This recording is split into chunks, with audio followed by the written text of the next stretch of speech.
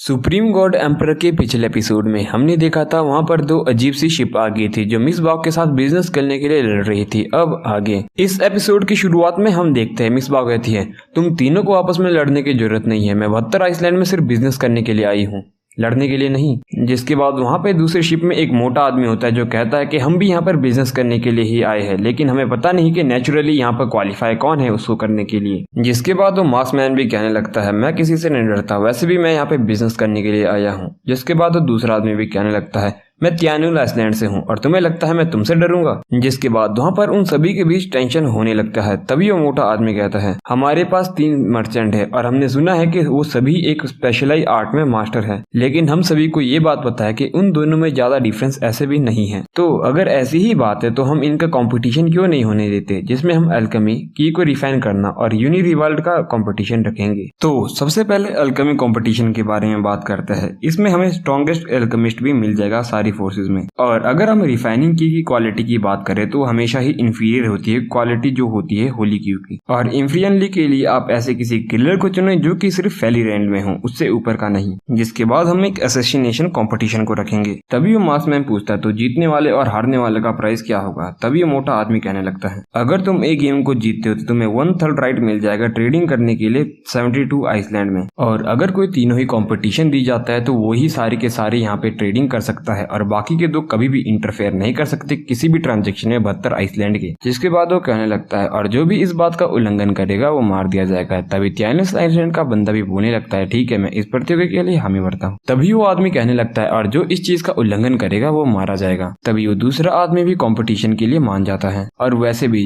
43 Iceland में जिसको भी मैंने पार्टनर चुना है वो सबसे मजबूत है। जिसके बाद वो मिसबाह को कहने लगता है ना मिसबाह। जिसके बाद हमें मिसबाह को दिखाया जाता है जो थोड़ी सी अनकंफर्टेबल लगती है। तभी वो पर्सन कहता है मिसबाह आप अनकंफर्टेबल लग रही है। तभी मिसबाह कहती है नहीं ऐसा कुछ नहीं है, वैसे भी ये इतना ज्यादा मुश्किल नहीं है मेरे लिए, अभी मैं थोड़ी थक गई हूँ तो मैं आराम करने के लिए जा रही हूँ। थोड़ी देर के बाद हमें मिसबाह को बहुत ज्यादा गुस्से में दिखाया जाता है जो कहने लगती है मैं अभी बहुत ज्यादा गुस्से में हूँ, मुझे पता है ये उन दोनों की एक चाल थी। जिन भी खुद में ही एक लो ग्रेड होली एल्केमिस्ट है जो एक लो ग्रेड होली एलिक्सर को भी आसानी से रिफाइन कर सकता है। और शैडो किलर के पास तो हमेशा से ही मारने के अलग अलग स्टेज मेथड रहे हैं और मैं तो अपने साथ एक किलर तक नहीं लाई हूँ, तो मैं इस कंपटीशन को कैसे जीत सकती हूँ। तभी मुइन कहता है अगर तुम इसे जीत नहीं सकती तो तुम राजी क्यों हुई। तभी मिसबाह कहने लगती है अगर मैं 93 पवेलियन से इस कंपटीशन के लिए राजी नहीं होती तो हमारी रेपुटेशन बहुत ज्यादा गिर जाती, जिस वजह से हमें बहुत ही ज्यादा नुकसान होता और पूरे आइसलैंड में हमें बदनामी देखनी पड़ती। और अगर हम इस गेम में बाई चांस हार भी जाते तो हम अपने लॉस को कम से कम कर सकते हैं और अगर हम नहीं लड़े तो हमारे लॉस बिल्कुल भी कम नहीं किए जा सकते। जिसके बाद मुइन कहने लगता है मैं तुम्हारी मदद कर सकता हूँ ताकि तुम इस कंपटीशन को जीत सको, लेकिन तुम्हें मेरे लिए किसी चीज का पता लगाना होगा। जिसके बाद मिसबाह कहने लगती है मजाक मत करो,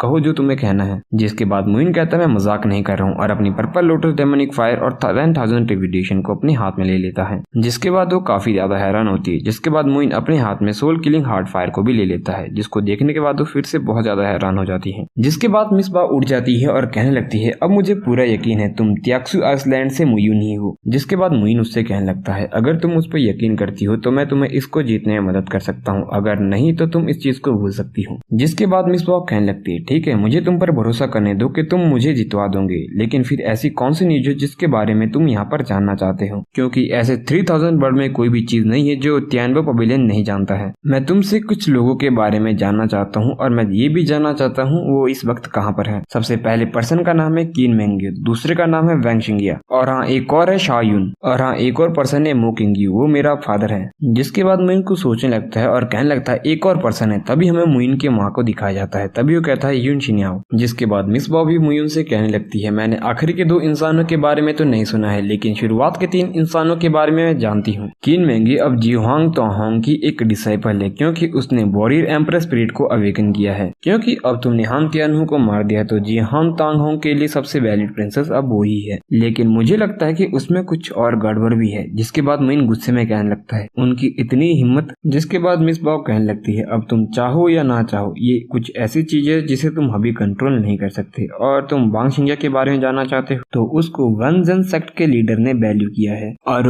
वांगजेंग सेक्ट के लिए बहुत ही ज्यादा इंपॉर्टेंट है। और अब मैंने तो ये तक सुना है कि कि वांगजंग सेक्ट के लोग तो उसे यंग सेक्ट लीडर के तौर पर ही रेफर कर रहे हैं। जिसके बाद वुइन कहने लगता है फिर ठीक है, लेकिन शाओ यूनियन के बारे में तुम्हारा क्या कहना है। जिसके बाद मिस बाओ कहने लगती है उसे शुआनहुई सेंट एम्परर के द्वारा देख लिया गया था और ऐसा कहा जाता है कि उसका सीक्रेट मेथड सिमिलर ही है होली लैंड के मेडिसिन होल्डिंग की तरह। तो मुझे लगता है कि शाओ यूनियन भी शायद तेजी से प्रोग्रेस कर रही होगी। जिसके बाद मिस बाओ वहाँ से उठते हुए कहने लगती है मैंने तो तुम्हारे बारे में भी बहुत ज्यादा रूमर सुने हैं। तुम एक एल्केमिस्ट हो, क्यू रिफाइनिंग फॉर्मेशन में तुम्हारी अमेजिंग स्किल्स है और तुम्हारी कल्टीवेशन की स्पीड से किसी से भी नहीं छुपी है। युक्जियान रिला में पहुंचने के लिए किसी भी प्रैक्टिशनर को 10 साल लगते हैं। तुम्हारी कल्टीवेशन तो उतनी ज्यादा आसान है जैसे तुम कुछ खा रहे हो या पी रहे हो। जिसके बाद मुइन कहने लगता है मेरी कल्टीवेशन की स्पीड तो डिवाइन लेवल की है, लेकिन जैसे जैसे मैं अपग्रेड होता जाता हूँ मैं ज्यादा से ज्यादा लोगों को ऑफेंड करने लगता हूँ, या तो शायद वो खुद ही मुझसे ऑफेंड हो जाते हैं। जिसके बाद मिस बाओ कहने लगती है पूरे 3000 स्मॉल वर्ल्ड में मुझे कोई फर्क नहीं पड़ता तुम किसी को भी ऑफेंड करो, चाहे वो एल्डरसी क्यों ना हो, लेकिन एक फोर्स ऐसी है जिसे तुम बिल्कुल भी ऑफेंड नहीं कर सकते हो